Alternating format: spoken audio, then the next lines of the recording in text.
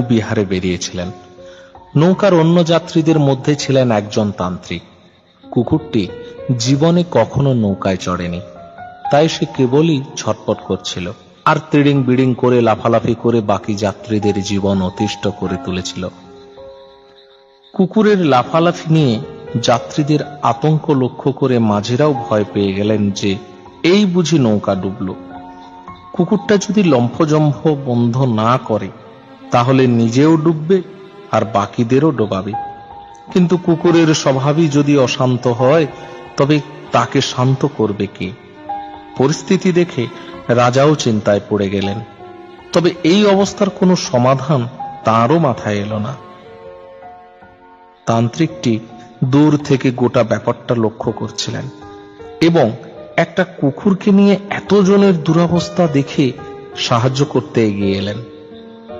তিনি রাজাকে বললেন, মহারাজ, যদি আজ্ঞা দেন এই অস্থির কুকুরটিকে আমি ভিজে বিড়ালের মতো শান্ত করে দেব।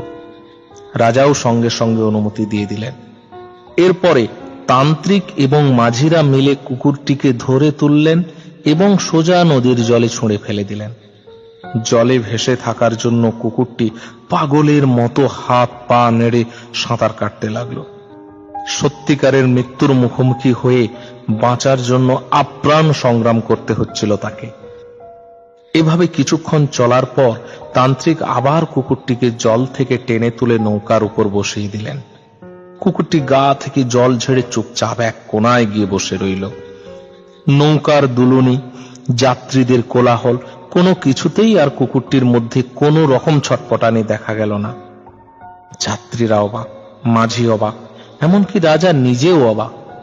রাজা তখন তান্ত্রিককে প্রশ্ন করলেন, মাত্র কয়েক মুহূর্তের মধ্যে কুকুরের স্বভাবে আমূল পরিবর্তন, এটা কিভাবে সম্ভব? তান্ত্রিক জানালেন, প্রতিটি প্রাণী একরকম। যতক্ষণ না কেউ নিজে বিপদে পড়ছে ততক্ষণ সে বিপদের গুরুত্বটা বোঝে না। যেই আমি কুকুরটাকে জলে ফেলে দিলাম, অমনি সে উপলব্ধি করল আসল বিপদ জলে আর নৌকোটা হলো বাঁচার উপায়।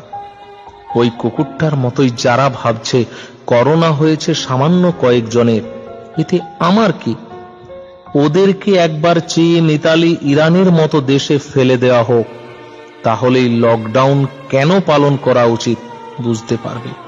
ঘরের মধ্যে ভেজা কুকুর হয়ে বসে থাকবে যারা অকারণ লকডাউন ভাবছে তাদের জন্য। প্লিজ বন্ধুরা, আপনারা বাড়িতেই থাকুন, তাহলে সংক্রমণটা অন্তত কম হবে। নিজে বাঁচুন, অন্যকে বাঁচতে দিন।